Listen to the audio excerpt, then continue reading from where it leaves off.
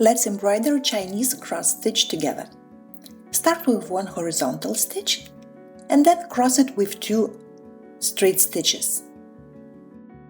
Vertical stitches are shorter than a horizontal one. The proportion is about 2/3 of the length of the horizontal stitch.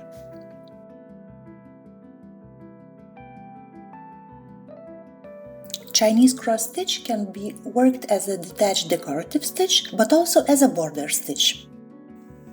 You can group it in sections by 3 stitches or make a connected long row.